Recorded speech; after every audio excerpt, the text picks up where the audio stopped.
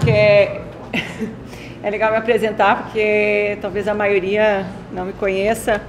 Então, embora eu não tenha frequentado muitas as instâncias, os eventos nacionais aí do PSOL e do Enlace, eu sou uma militante antiga e militei no PT desde a fundação, militei bastante nos idos dos anos 80 e no começo dos anos 90. Tenta falar mais perto do microfone. Bota o microfone mais perto dela, amigo. Tá meio defeituoso. Melhorou? E nesse período, então, eu tive a oportunidade de participar de uma escola de quadros da Quarta e também do congresso da Quarta em 91, congresso que aconteceu na Itália. E acompanhei, claro, nos anos 80, todo o debate da ADS sobre tornar-se uma seção da Quarta Internacional. Então, quando o João me convidou para participar de alguma mesa, eu tive a chance de escolher essa para dizer alguma coisa que vão ser provocações básicas, e o Carlos vai entrar depois nos temas mais quentes da atualidade. Bom, dá para ouvir agora ou não? Senão começa a gritar. Bom, então o que eu vou falar é sobre a primeira parte do título, porque, diz o João, foi o Zé Corrêa que montou esse título, né? Marxismo, internacionalismo, sujeito revolucionário. Bom, vou falar de marxismo e internacionalismo, certo? Tem a ver, claro, com o sujeito revolucionário. Mas acho que primeiro é interessante a gente distinguir, quando fala de internacionalismo, para efeito de análise, a gente pode distinguir três dimensões, vamos dizer. Práticas internacionalistas, né? Práticas que a gente também pode considerar como práticas internacionalistas, tanto práticas de solidariedade, né? Ações de solidariedade, como articulações internacionais, que têm sido mais escassas, mas que fazem parte da história, né, do movimento operário, do movimento socialista. Uma outra dimensão, que é a dimensão de uma consciência internacionalista, que pode ser mais intuitiva, e aí ela tende a ser mais intermitente, oscilar conforme os eventos, ou uma consciência mais programática, né, que é aquela que a gente busca construir. E essa consciência mais programática, ela está baseada, eu acho que em dois pilares, duas ideias principais. A ideia de que a luta de classes ela tem uma dimensão internacional, ela é internacional, do ponto de vista de que a correlação de forças, as condições em que nós atuamos em cada país, em cada região, elas são constituídas, configuradas internacionalmente. Então, todas as ações do movimento dos trabalhadores, né, numa região têm incidência sobre a outra, sempre. E uma outra dimensão, que é a nova ordem que nós queremos construir, é uma ordem internacionalista, no limite, né, sem fronteiras. Bom, e a terceira dimensão é a dimensão organizativa, que é também uma dimensão que nos interessa bastante. Se a gente pensar na história da segunda e, sobretudo, da terceira internacional, essa dimensão tem a ver com poder, tem a ver com construir uma estratégia no plano organizativo. A organização internacional ser um instrumento de construção de uma estratégia internacionalista, mas tem outros valores também, e esses são os que a gente talvez tenha conseguido praticar com mais eficácia: preservar e construir uma memória internacionalista do movimento, uma compreensão dos processos. E aí eu acho que nessa compreensão dos processos a gente pode destacar também duas dimensões: aprender com os processos que acontecem nos outros países, nas outras regiões, então aprender com os outros, mas também compreender os outros. E talvez nesse aspecto o papel dos marxistas seja o mais importante, né? Porque é interessante a gente considerar como ainda no século XXI as compreensões dos processos que a maioria das pessoas tem sobre os processos que acontecem em outros países são configuradas pela imprensa burguesa. E então, desse ponto de vista, é fundamental a gente manter ativa essa capacidade de buscar compreensões desses processos enraizadas nas experiências dos movimentos sociais. E só para registrar, então, o programa internacionalista, ele, claro que está fundado numa compreensão, né, do caráter do modo de produção capitalista, e o modo de produção capitalista, ao longo do século XX, ele tem um efeito de assim, abranger, né, cada vez mais incluir povos, populações, dinâmicas locais numa dinâmica capitalista global. Isso já foi falado bastante nas outras mesas, né? Subordinar todas as lógicas locais a uma dinâmica global. E tem a ver com relações solidárias, né? No âmbito da própria... entre os proletários, ou depois eu acho que o Carlos vai falar melhor disso, entre os trabalhadores, a partir da compreensão de que também as ações da classe dominante, elas são articuladas, coordenadas internacionalmente, né? A classe dominante,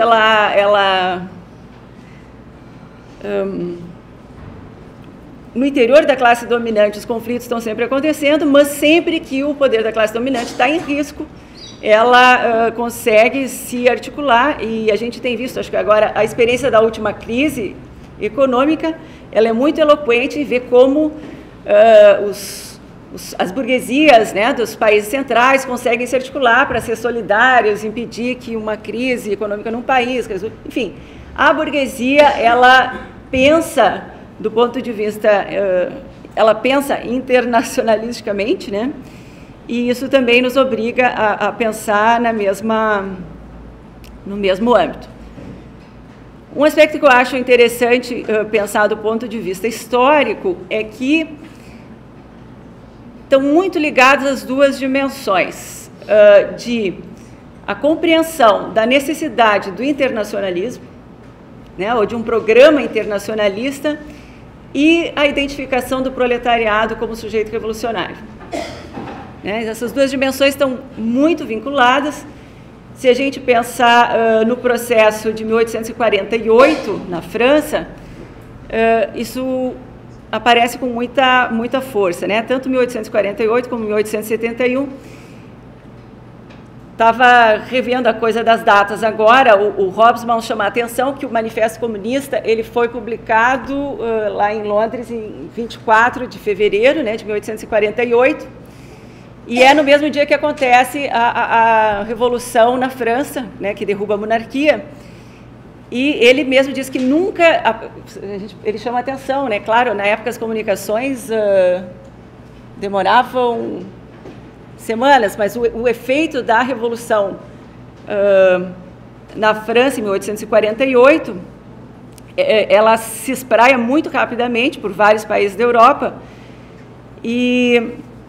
1848 também um marco importante na constituição do pensamento marxista sobre a possibilidade do proletariado, de fato, se constituir como sujeito revolucionário, na medida em que, em 1848, as reivindicações proletárias assumem, né, centralidade, e é muito claro em junho de 1848, quando assim, a revolta proletária é aniquilada, né, são as reivindicações operárias, as reivindicações de direito ao trabalho que estão no centro dos conflitos, e a reivindicação de manutenção da ordem republicana que o proletariado francês acreditava que tinha conquistado. Em 1871, na Comuna, esse papel protagonista do proletariado fica mais evidente ainda, quer dizer, se o proletariado de Paris se mostra capaz de exercer o poder, mesmo que por um curto período de tempo, e isso é muito inspirador para o marxismo. E aí eu separei uma passagem que eu queria ler, que eu acho muito interessante sobre a consciência internacionalista nesse período da Comuna. que é uma consciência internacionalista que se opõe...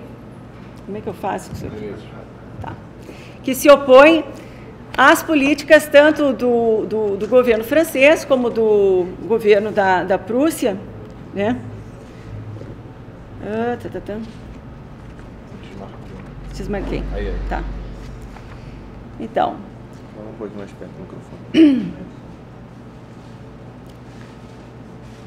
Se a classe operária alemã permitir que a presente guerra entre a França e a Prússia, né, perca o seu caráter estritamente defensivo e degenere numa guerra contra o povo francês, então a vitória ou a derrota serão igualmente desastrosas. Todas as desgraças que se abateram sobre a Alemanha depois da sua guerra de independência reviverão com intensidade acumulada.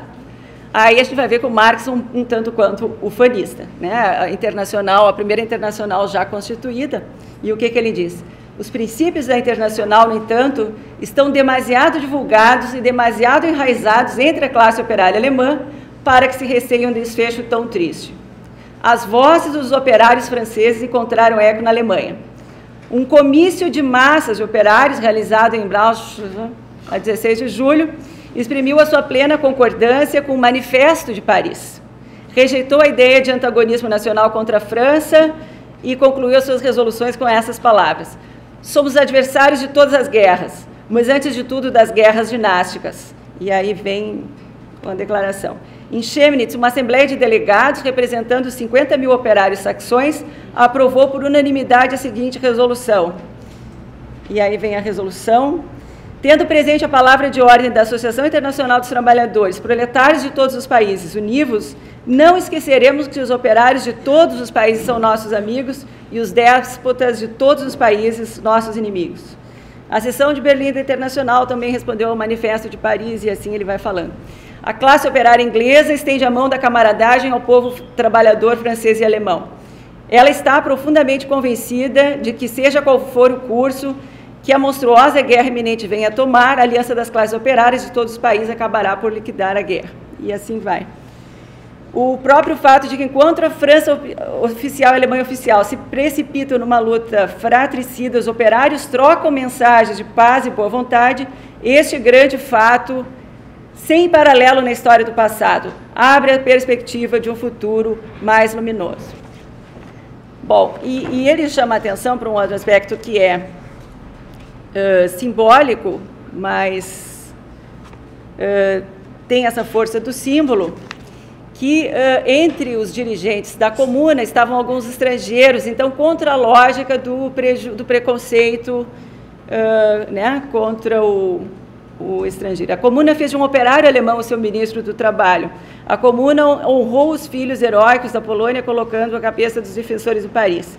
E para marcar amplamente a nova era da história que ela estava consciente de iniciar, a comuna deitou abaixo esse símbolo colossal da glória marcial, a coluna Vendôme, que era um monumento construído pelo Napoleão para celebrar a sua conquista, uma coluna erguida com o chumbo dos canhões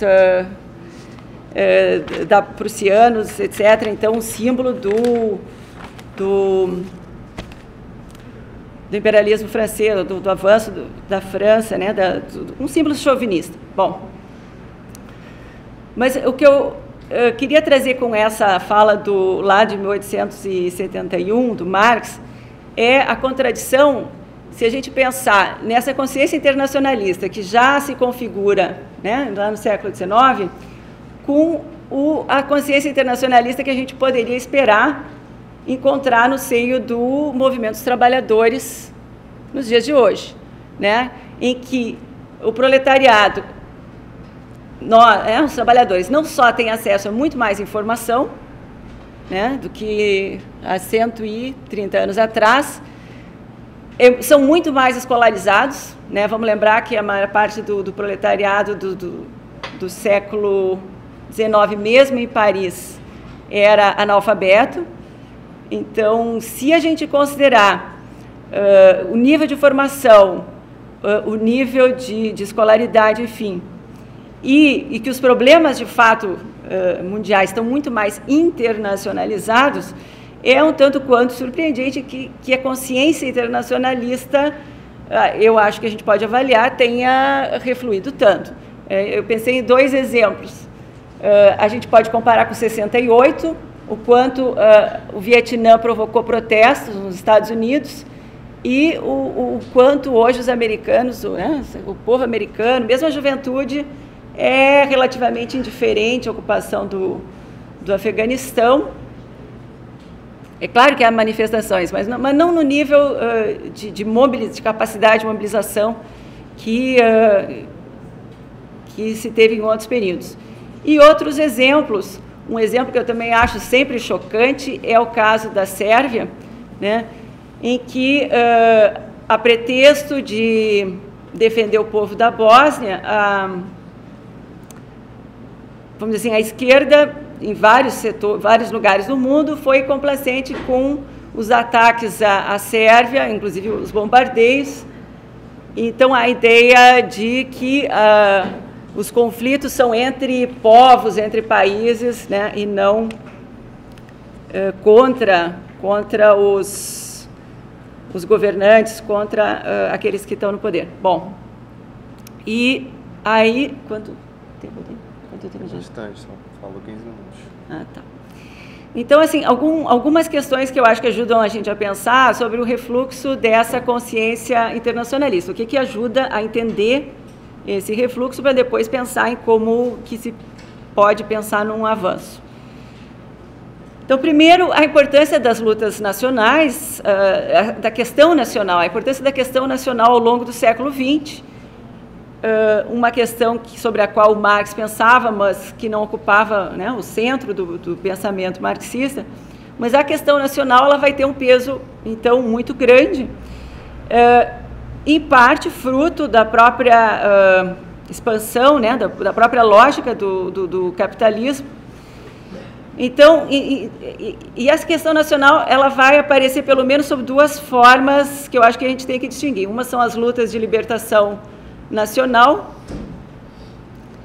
e a outra são os processos de fragmentação, talvez mais surpreendentes, no caso da União Soviética, né, no caso da ex-Iugoslávia, no caso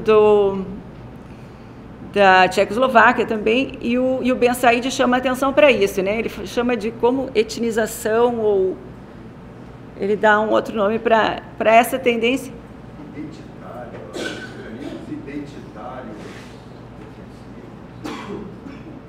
Não, eu não vou achar agora, tá? Mas ele dá um nome para essa mais específica, catequização.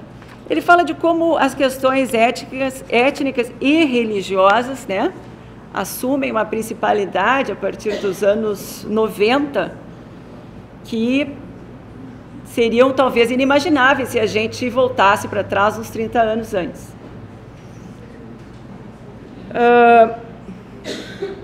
É claro que a gente tem que considerar aí nesse refluxo da consciência internacionalista o papel das direções. Desde o caso da Segunda Internacional, que, assim como essas manifestações todas, né, a Segunda Internacional, antes da Segunda Guerra, aprovou várias resoluções, né, contra o apoio dos partidos socialistas à guerra, mas que não impediu a adesão, né, dos dirigentes dos partidos social-democratas à Primeira Guerra, e causou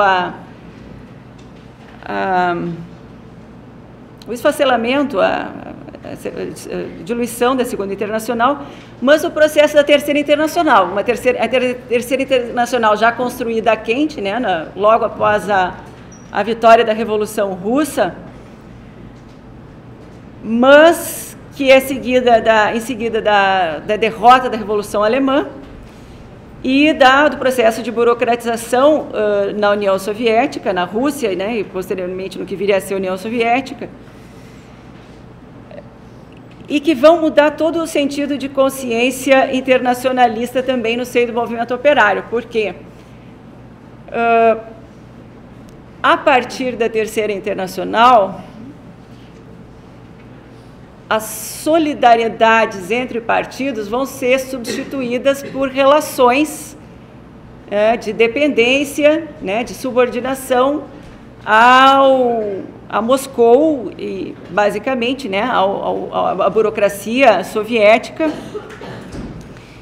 E isso muda não só as relações concretas, mas muda todo o imaginário de uma parcela importante do movimento operário a partir, então, dos anos 20 e 30. Uma coisa que eu acho que é interessante da gente lembrar é que não é só o peso econômico da União Soviética que vai ter incidência, inclusive, sobre Cuba, né? Eu lembro que a gente falava muito nos anos 80. O que impede Cuba de ser solidária aos trabalhadores poloneses, por exemplo, no Solidarnosc? Era a relação de dependência com a União Soviética. Então, a lógica das relações entre os governos vai determinar e vai circunscrever, vai limitar, vai bloquear as relações de solidariedade. Tem também o fato de que a estratégia da burocracia soviética vai ser uma estratégia que vai ter um efeito importante, né, sobre os partidos comunistas. E agora me atrapalhei. O que eu queria dizer? Ah, sim. Mas, no nível do imaginário, tem um outro efeito que é muito importante, e especialmente a partir da Segunda Guerra. E isso são os europeus que chamam mais atenção. Por quê? O papel que o exército russo cumpriu na Segunda Guerra teve um efeito de... Puxa, agora me fiz pensar no país. A gratidão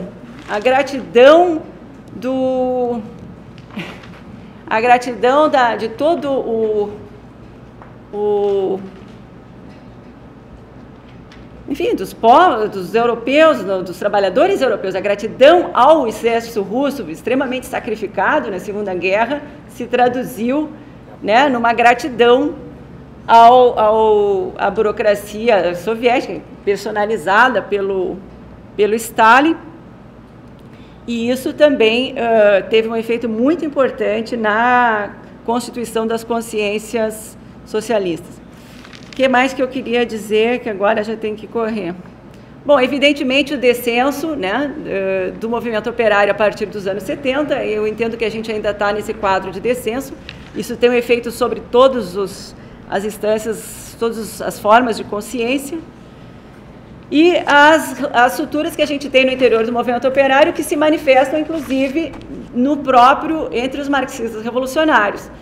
Aí a gente tem que registrar que, embora nós possamos nos orgulhar de manter a Quarta Internacional com um programa bastante claro, não suficiente, mas com alguns eixos bastante definidos, nós ainda somos basicamente a Internacional, uma internacional de militantes, né? Em poucas sessões a Internacional tem sessões de massas. Então, a Quarta Internacional é um instrumento de internacionalismo, mas está muito longe de ser um instrumento necessário do ponto de vista de organizar os trabalhadores do mundo todo, né? A gente tem...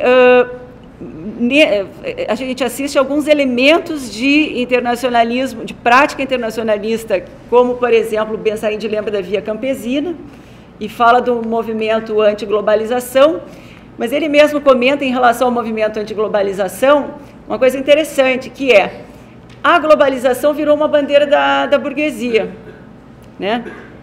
Os trabalhadores, é claro que o movimento anti-globalização ele se rebela contra a globalização burguesa, mas a consciência de uma possível outra globalização, né? Aquele Estado mundial do que falava o Marx, né? Um mundo sem fronteiras, numa nova ordem, essa consciência é muito restrita a uma parcela muito pequena da vanguarda. Acho que eu termino por aqui. Eu só queria comentar, porque a coordenação separou vários textos, né, para subsidiar essa mesa. O que eu achei mais interessante, que eu queria sugerir que vocês lessem com mais atenção, e já falo isso porque eu sei que muita gente não leu, então, se tiverem que escolher, eu sugiro que leiam sobre o retorno da questão político-estratégica. E eu vou aproveitar para falar um ponto que depois o Carlos vai provavelmente falar mais. O problema da violência, né, e da estratégia. O Ben Said chama a atenção que esse é um problema que a gente não tem se colocado, o problema da tomada do poder, vamos dizer assim, o problema de como se chega à revolução. Ele lembra que a revolução não é planejada, mas ela é preparada, ou seja, a gente não sabe quando os conflitos vão assumir proporções que vão levar, enfim, aos processos revolucionários, mas é preciso estarmos preparados para isso. Bom, e o problema da revolução, ele aparece muito associado, o problema da revolução e da violência aparece muito associado no nosso imaginário com as guerras, né, com o nazismo, com o fascismo, agora mais recentemente com o terrorismo. E o movimento operário tem desenvolvido uma tendência a colocar esse problema da violência meio que de lado, né, como um problema do passado. Mas o fato da gente não pensar na violência como elemento da estratégia não retira a violência do cenário, né? O século XXI é mais violento do que foi o século XX, de vários pontos de vista, e essa questão é uma questão que a gente não pode desconsiderar a ideia de que qualquer tentativa de constituição de uma nova ordem não vai acontecer sem a violência, sem conflitos violentos. É isso.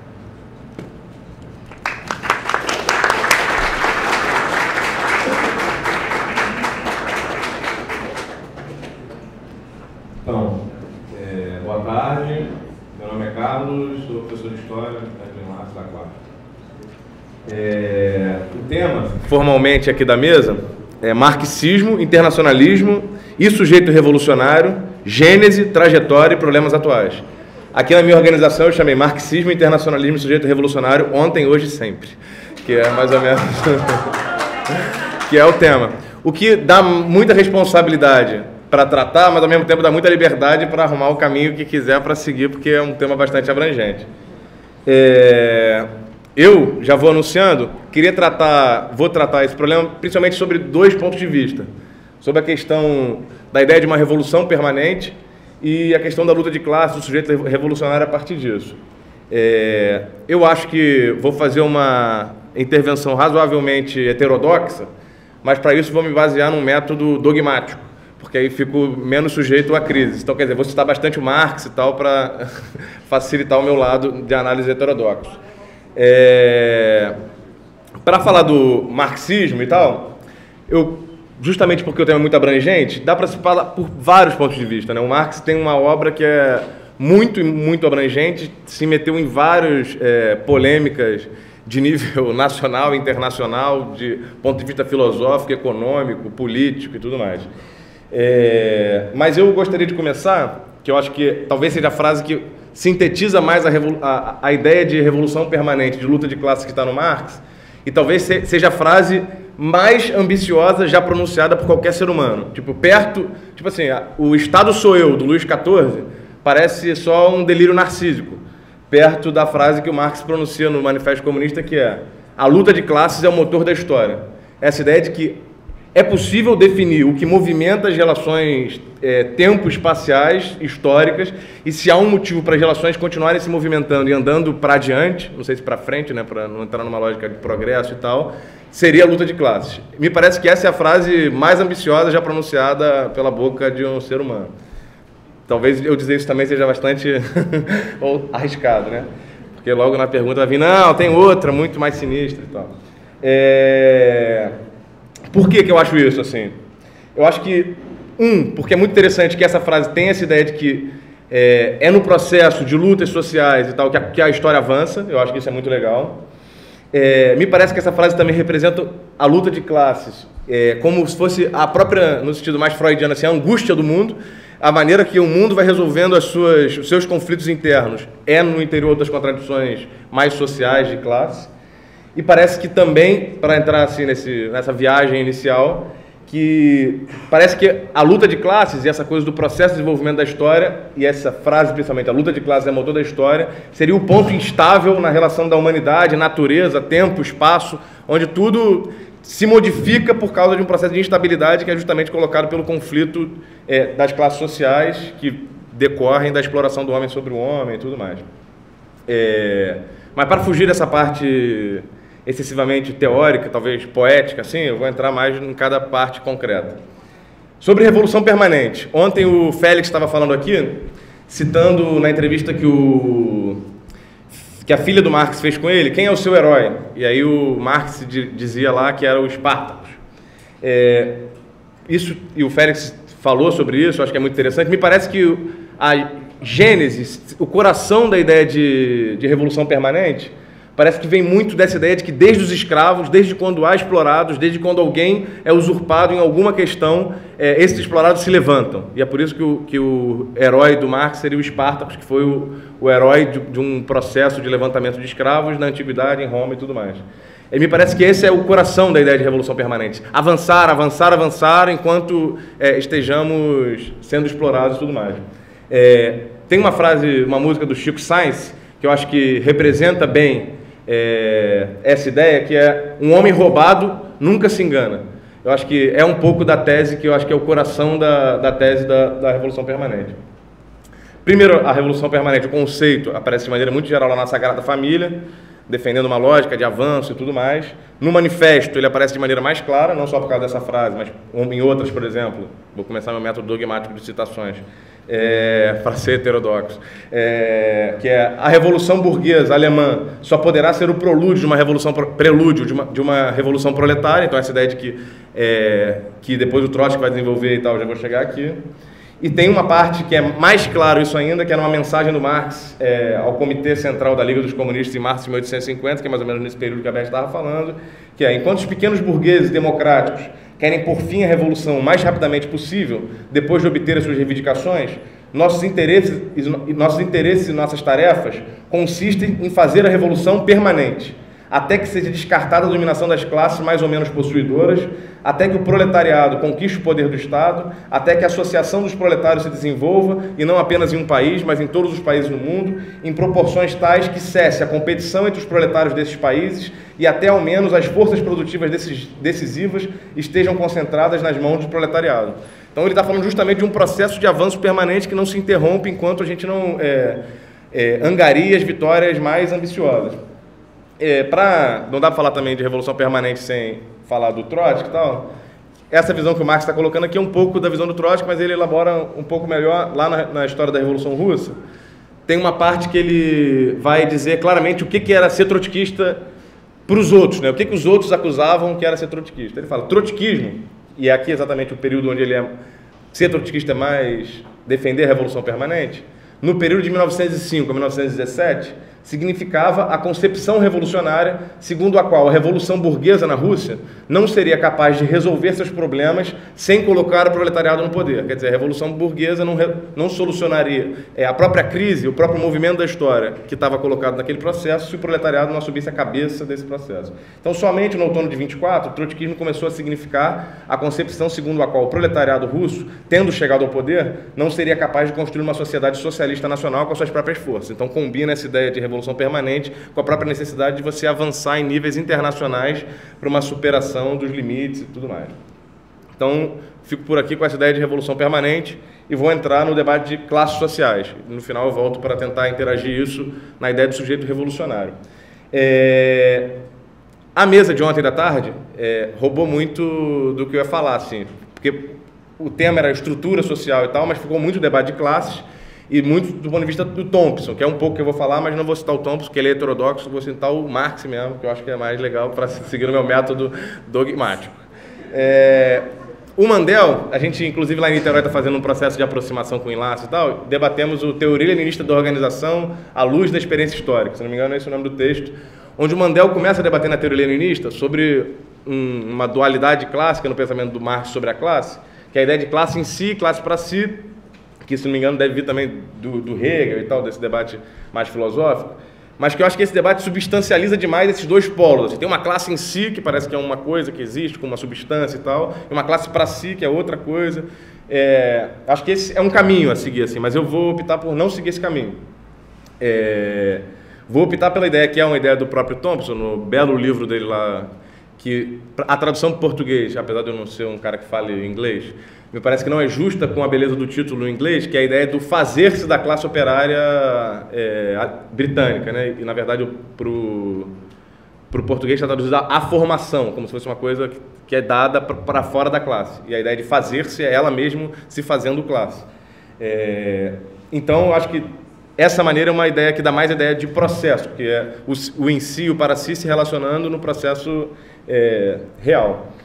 Aí eu vou começar agora a usar muito a ideologia alemã, que aí pode ser que seja mais heterodoxa, porque é verdade que o Marx no Capital só tem, o Félix também falou sobre isso, na hora que ele vai começar a escrever sobre classe, ele interrompe e não tem muita coisa escrita.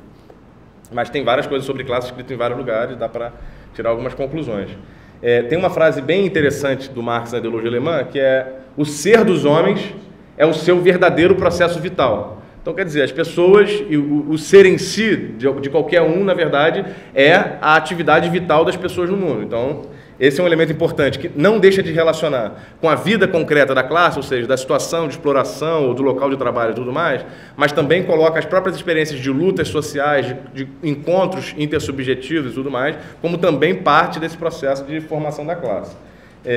Quando eu estava fazendo isso na quinta-feira à noite, ou sexta, sei lá, eu até fiz um versinho que lembra um versinho do Manuel de Barros, que seria assim, um pouco assim, que é: a classe se em si mesma quando se em si faz, né? Me parece que é um pouco isso, assim, a classe vai se tornando vontade, se tornando mais em si mesmada dos seus limites, das suas necessidades, quando ela vai também se fazendo enquanto classe.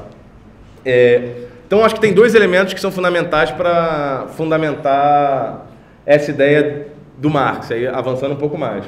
Uma é a situação objetiva mesmo da classe, que ele vai falar que é a identidade da situação proletária. Aí tem outro trecho, para seguir no método, que diz assim: a classe, né, que tem todas as cargas da sociedade para suportar, sem gozar de suas vantagens, que, rejeitada pela sociedade, está relegada à oposição mais nítida perante a todas as outras classes. Uma classe que constitui a maioria de todos os membros da sociedade e de cuja parte sai a consciência da necessidade de uma revolução radical. Aí aqui vem uma parte legal, assim, para mostrar que também não necessariamente está só relacionado a isso. A consciência comunista, que pode naturalmente se formar igualmente nas outras classes, por exemplo, é o caso do Engels, graças à compreensão da situação dessa classe, que seria da classe mais explorada e tal. Então, esse elemento da situação, de sofrimento, de penúria, de exploração da classe, é óbvio que é um elemento central para se pensar uma resistência e um enfrentamento contra a sociedade que gera, que constrói e que organiza essas penúrias. Mas tem um outro elemento que é mais interessante para aí já começar a entrar na minha linha mais heterodoxa, que é: os diversos indivíduos constituem classe apenas enquanto têm de sustentar uma luta comum contra uma outra classe. Que eu acho que é uma história legal de uma ideia de classe como contraste, classe como luta de classe como processo de enfrentamento social. Porque muito se fala sobre a diluição da classe operária, e isso, claro que se dá no processo de derrotas, de rebaixamento não só do seu nível de consciência internacional, mas do nível de uma série de outros patamares de organização e luta. Então, entra-se numa lógica de debater se a fluidez, a flexibilidade, ou mesmo a existência ou não da classe. Mas não se pensa que a burguesia, que o polo contrário, que o polo da luta que a gente tem que enfrentar, é muito organizado, muito facilmente identificável, muito organizado com famílias que se apropriaram através de uma série de direitos de herança e tudo mais, facilmente se identificar. Então, acho que também essa ideia de classe como contraste é importante para a gente não perder esse referencial de que o centro da luta histórica, desse processo histórico, está na classe. Ontem, conversando com o Flaviano, lá atrás, chegou, a gente estava fazendo um debate interessante. O Flaviano dizia, não sei se exponho ele dizendo isso, que um período atrás ele estava mais convencido de que não, a gente deveria sim apostar num setor mais fabril, que é o debate mais clássico, que seria, digamos, a vanguarda de um processo de recomposição e de lutas. E aí a minha fala não vai nesse sentido, vai justamente no sentido de ampliar, mas eu acho que não é de não reconhecer que esse setor possa ser identificado, mas eu acho que a gente deve reconhecer que a gente está num momento tão defensivo, onde o nível de consciência, o nível de organização e tudo mais, entrar num processo tão regressivo, e, ao mesmo tempo, a situação da classe, a situação objetiva do mundo atual, acho que o debate de ontem à noite que a gente continuou aqui hoje mostra tantos elementos novos, que eu acho que é o mínimo que a gente tem que reconhecer é que hoje, na situação atual que a gente encontra de luta de classe, de enfrentamentos, não é possível identificar um setor mais avançado, um setor que responderia pelo coração da luta de classes internacional, nacional, seja da maneira que quiser. Então, acho que talvez possa ser possível identificar esse setor num processo de avanços sociais, de lutas sociais, mas acho que hoje ainda não dá para dizer que é possível. Então, não sei se está dando para ficar claro qual o caminho que eu estou querendo dizer, mas então, o que é fundamental para a gente entrar num novo ciclo de avanços, num processo de avanços da revolução permanente, como eu estou querendo dizer aqui? O fundamental é que tenha classe, porque a emancipação dos trabalhadores será obra dos próprios trabalhadores, essa não precisa nem ler, né? Porque é um elemento fundamental da nossa ideia de revolução. Então, me parece que a constituição do sujeito revolucionário, que acho que é o tema mais instigante aqui que eu vejo nessa mesa, passa muito por essa ideia de recomposição das lutas, reconstrução das lutas e colocar as pessoas num processo de enfrentamento. Então, nesse mesmo texto, que é o texto onde eu estou citando, o Marx vai dizer que é a luta revolucionária, é o processo revolucionário que constitui a classe revolucionária. Quer dizer, a luta revolucionária não tem apenas a função de destituir o poder das classes anteriores, que é uma função, obviamente, elementar e fundamental. Mas a luta revolucionária também tem o papel de reconstruir a classe, de reformular os sujeitos que estão fazendo a luta revolucionária. A luta revolucionária poderia ser o grande curso de formação política da classe, digamos assim, se fosse falar nesses termos. Então, aí tem mais uma frasezinha do Marx, para seguir no método, que é na atividade revolucionária que a mudança de si mesmo coincide com a modificação das condições. Então, quer dizer, você vai modificando as condições e vai mudando a si mesmo no processo que modifica as condições. E você vai sempre estando num processo superior, já que as condições que você lutou para modificar foram sendo superadas. Então, também tem a ver... Por que eu estou falando tudo isso? Aí, o tempo, rapidinho, só para eu... Estou sendo rápido, então, posso até desenvolver um pouco mais. Por que eu estou falando isso? Eu acho que essa análise sobre a classe está coincidindo muito com a análise, pelo menos eu espero, que a Ana fez ontem aqui de maneira muito boa, que é a luta social, são os sujeitos sociais em luta que vão se constituindo como classe, desde que orientados por um combate, por um contraste com a classe dominante, com a classe exploradora e tudo mais. Só que a questão fundamental que eu estou querendo colocar, e aí talvez seja a parte mais heterodoxa, que é justamente, eu acho que hoje não temos condição de dizer que não, é o proletariado fabril, é o proletariado industrial centralmente que será a vanguarda ou o coração do movimento de luta de classes que terminará com a nossa vitória não final, porque quem acredita em revolução permanente, né? Não tem essa visão de vitória final tão clara assim, mas as vitórias fundamentais que a gente pode colocar sobre a burguesia, a classe exploradora.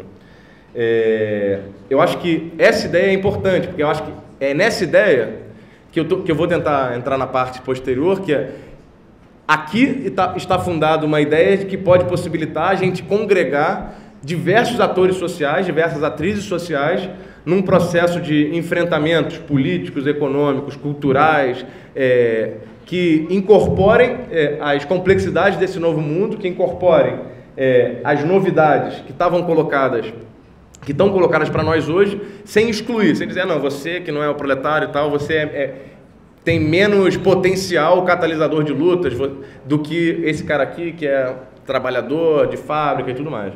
Então, acho que a tese fundamental que eu estou tentando traçar até aqui é que a nossa tarefa elementar do novo período é recolocar um movimento de lutas em curso, porque se é só no movimento de lutas que se faz a classe, se a classe só se faz lutando e se colocando por contraste a classe exploradora, então a tarefa fundamental do momento defensivo que a gente vive, eu acho que a gente tem que reconhecer isso, não estamos no momento ofensivo, não estamos no que o Trotsky está falando de não, ou a Revolução Alemã é só o prelúdio da Revolução Proletária que virá depois.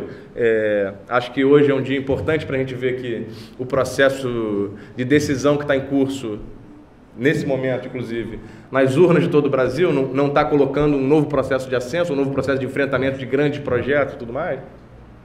Então, eu acho que nesse processo defensivo, a nossa tarefa fundamental para refazer a classe, para reorganizar, para reconstruir e para criar uma nova identidade superior à que a gente tem hoje, passa muito por refazer, reconstruir, criar uma nova identidade de lutas mais gerais, que incorporam não só as lutas clássicas, sindicais, tradicionais, e não colocando nenhum peso negativo sobre isso, como eu vou falar logo adiante, que eu acho que essas lutas elas são muito fundamentais para esse processo de reorganização, mas incorporando uma série de novas lutas que estão colocadas nas nossas agendas nesse processo de reconstrução da classe. Então, acho que ficou mais ou menos claro, né, que eu estou querendo, espero, pelo menos. Então, tentando vir agora mais para a terra, assim. Eu acho que o Marx, o Lenin, o Trotsky, a Rosa, todos esses revolucionários mais, os clássicos, digamos assim, eles tinham um otimismo que eu acho que fazia muita parte desse processo que eles estavam inseridos, que era, não, nós estamos diante da possibilidade de organizar rupturas revolucionárias baseada num setor que, de fato, é o coração do processo de luta de classes no mundo inteiro, ou pelo menos nos setores onde o capitalismo conseguiu se desenvolver mais fortemente, e dessa maneira a gente consegue ver o setor que está organizado na classe, o processo revolucionário e que esse processo não se interrompe tão facilmente. Essa, infelizmente, não é a nossa realidade hoje. Eu acho que a nossa situação é uma situação muito defensiva. Eu acho que, mesmo com essa novidade de lutas sociais, a realidade das lutas de classe hoje são realidades muito fragmentárias, muito reprivatizadas. No TLO, voltando lá ao Mandel, ele fala muito isso, que existem ciclos de lutas sociais, onde as classes subalternas vão à luta e constroem uma nova etapa superior das suas formulações de luta e tudo mais, mas quando essas lutas refluem, muita gente, os operários, os lutadores se reprivatizam, quer dizer, voltam a estar preocupados com reproduzir a sua luta cotidiana, a luta pela vida cotidiana e não mais a luta de interromper a lógica da reprodução do sistema que as explora e tudo mais. Então acho que a gente vive uma fase muito reprivatizada, muito individualista e tudo mais, então a gente está numa situação muito defensiva. E ao mesmo tempo, como se não bastasse, não é uma situação defensiva numa situação antiga, quer dizer, basta a gente manter as bandeiras que a gente tinha num período atrás, erguidas, que quando a classe se levantar de novo, ela novamente virar para essas bandeiras, a gente vai fazer a revolução certamente. Acho que não dá. E aí, de novo, voltando ao Marx, acho que tem uma passagem que dá justamente para a gente pensar a mudança do mundo, uma mudança profunda do mundo, dramática talvez, do mundo que a gente vive hoje com o mundo de mesmo 50 anos atrás. Que eu acho que ficou muito bem exemplificada no debate da mesa anterior. Que é o quê? Ia falando sobre o processo da subjetividade dos homens com essas mudanças do mundo. Aí o Marx de novo. Os homens e as mulheres, eu coloco aqui para ele, mas coitado do Marx, né? Machista naquela época lá também, que desenvolveram sua produção material e seu comércio material os homens que desenvolveram sua produção material e seu comércio material, ao mesmo tempo em que modificam essa realidade que é a deles, modificam seu modo de pensar e os produtos do seu modo de pensar. Então me parece que essa realidade nova que está colocada para nós, modifica os homens, modifica as conclusões dos homens, modifica os produtos, inclusive das possibilidades que eles estão aventando para os seus destinos e tudo mais. Destinos históricos, né? Não finalísticos assim e tal. Então eu coloquei aqui alguns pontos para já ir finalizando e respeitar o tempo, que eu acho que são os passos, um pouco incorporando as preocupações do Bessaid, um pouco não também, não incorporando, mas porque não dá para incorporar tudo nesse sentido, tentando fazer um caminho mais estreito, digamos assim, porque senão não dá tempo, porque os textos dele é outro que é intempestivo também, tão rico, você vai viajando e acaba se perdendo. Eu acho que o ponto 1, que seria, nesse momento, é a ideia do refazer-se da classe, digamos. Se há um fazer-se da classe operária lá no século, segundo Thompson, 17, 18 e tal, eu acho que a gente tem a necessidade de um refazer-se da classe, que é justamente reorganizar um novo processo de lutas sociais, de lutas antissistêmicas, para se constituir uma classe, uma consciência de classes que consiga abarcar essa realidade nova que a gente está inserido, consiga abarcar tanto as realidades das lutas mais tradicionais, mas também que incorpore os debates, por exemplo, que a gente estava fazendo aqui antes, a questão do limite físico do planeta, talvez menos do planeta, mas da própria capacidade de sobrevivência da humanidade no próximo período. Essa é uma questão que parece uma questão abstrata, mas que é uma questão muito material, então me parece que também é uma questão que deveria ser incorporada.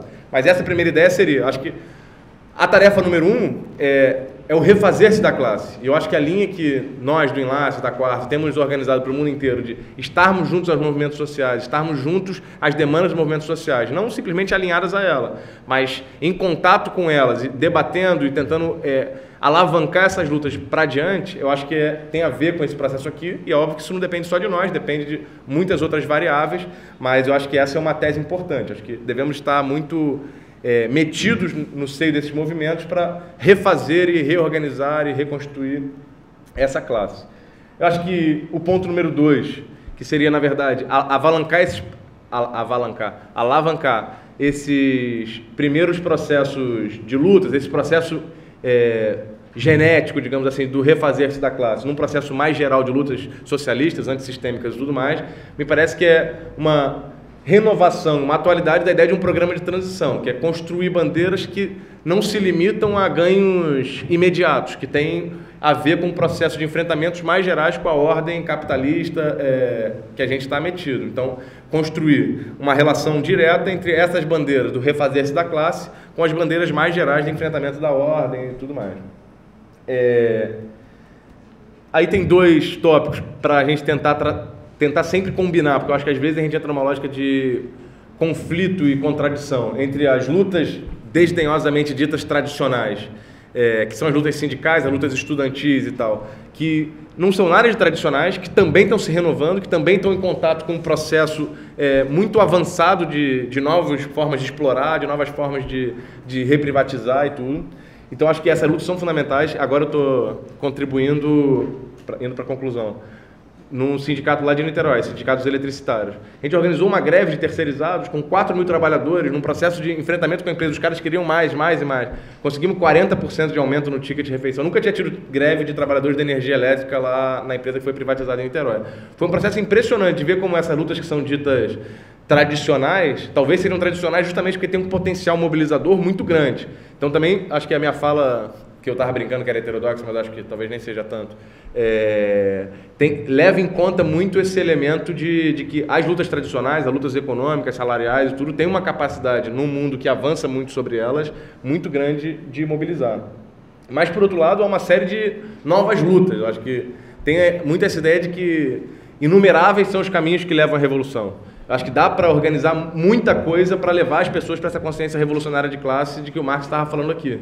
Eu acho que as lutas ambientalistas, as lutas das mulheres, as lutas étnicas, culturais. Aqui no Rio, por exemplo, a gente tem um exemplo, muito interessante da APA Funk, que é o quê? Existem 2 grandes empresários do funk que, na verdade, usurpam os direitos autorais, pagam direitos escrachantes para os trabalhadores do funk, digamos assim, e através desse processo uma professora lá da UF, Adriana Facina, junto com o MC Leonardo e vários outros, organizaram uma associação. Esse processo de associação da APA Funk tem criado uma capacidade de mobilização popular, inclusive, de a gente entrar nas comunidades, fazer debate nas escolas e tudo mais, muito superior a que muitas pessoas... eu estou aqui denunciando todo mundo. Eu lembro o próprio Rogerinho, conversa que a gente tinha, será que isso vai dar certo? Será que não vai? Por enquanto a minha visão é meio... estou em dúvida e tal, lá atrás. E depois a coisa, eu tenho certeza que hoje não é mais nem o meu, nem o pensamento dele, que ele está lá dizendo que sim, lá atrás. Porque foi impressionante a capacidade dessa luta, que é uma luta muito pouco tradicional, diferente, que passa por caminhos que a gente não conhecia muito, de dar certo. Em Niterói, agora a gente está organizando o Ecos da Cidade, que é um jornalzinho que debate a questão da tragédia lá em Niterói, que morreram centenas de pessoas, debatendo sobre o ponto de vista da ecologia popular, da justiça ambiental, como que não é uma tragédia só ambiental, como que quem morreu era pobre e tudo mais. E está juntando gente atingido, universitários, professores, nessa experiência. Um outro elemento, além dessas lutas, eu acho que é muito importante a gente ter uma organização coletiva, um sujeito revolucionário nesse sentido coletivo, com capacidade de opinião. Eu acho que no seio desses movimentos, também acho que a gente não tem que ter a ideia de que a gente se dilui simplesmente e vamos nessa. Eu acho que esse seminário aqui é um elemento muito importante para a gente ampliar nossa capacidade de formulação, ampliar nossa capacidade de coordenação dessas lutas, porque eu acho que a ideia é coordená-las também, é participar, mas é participar de um ponto de vista crítico e ativo para orientá-las junto a todos os movimentos para um processo de ruptura mais geral, revolucionário. Eu acho que, nesse sentido, ter uma organização que faça espaços como esse, que organize, que pense, que formule, é central para uma iniciativa, se a gente quiser reconstruir essa classe como sujeito revolucionário. E também um processo de frente mais amplas, um processo de frentes sociais mais ampla, nacional, anticapitalista, internacional e tudo mais, que consiga fazer com que esses processos também trabalhem no sentido de superar esse atraso que a Beth estava falando aqui, que é isso, se a gente comparar com 50 anos atrás, a gente vive hoje um atraso com relação à consciência internacionalista, de lutas sociais, com que a gente tinha há um período atrás. Então, acho que a tese é essa, fico por aqui. Queria muito parabenizar o seminário, está muito bom, tem 2 dias ainda, acho que todo mundo tem que se manter mobilizado, firme. E acho que a tese mais importante que está colocada nessa minha fala, eu acho que é muito uma ideia que o BSAID trabalha muito, que é essa ideia da incerteza. Eu acho que a gente vive um momento que trabalhar para a incerteza já é muito bom. Acho que o consenso, a unanimidade já nos massacra demais, e se a gente consegue minimamente semear dúvidas, semear incertezas, trabalhar pela surpresa, já é muito interessante. Acho que um dos textos que, se eu fosse indicar, eu não estou lembrando, eu tenho aqui, que é Tempos Históricos e Ritmos Políticos, também um texto bem interessante que está aqui competindo com a indicação da Beth, mais um texto que é bem interessante para pensar que essa inevitabilidade pode ser superada também num processo que não está programado nem por nós. Então, tem uma frasezinha do Trotsky que é: todas as revoluções são impossíveis até que se tornem inevitáveis. Eu acho que sintetiza muito essa ideia do tempo histórico, assim, porque às vezes a gente está parecendo que está embarreirado, está cercado, está aniquilado, mas ali na frente pode se aparecer processos de recomposição, de aglutinação, de luta que nos surpreenderão. A vitória do Freixo, por exemplo, e do Chico aqui em Niterói foram vitórias que surpreenderam a todos aqui justamente pela capacidade mobilizativa, mobilizatória, mobilizadora, talvez, que conseguiram num espaço que a gente pensava ser muito estreito. Então, assim, acho que trabalhar para a incerteza é muito bom. Acho que a gente não tem certeza de que o futuro nos pertence, mas eu tenho certeza de que a gente pode trabalhar para ele nos pertencer. E aí, essa classe que a gente quer reconstruir, refazer, é muito importante para isso, e eu acho que a gente deve estar dedicado dia e noite a isso. É isso.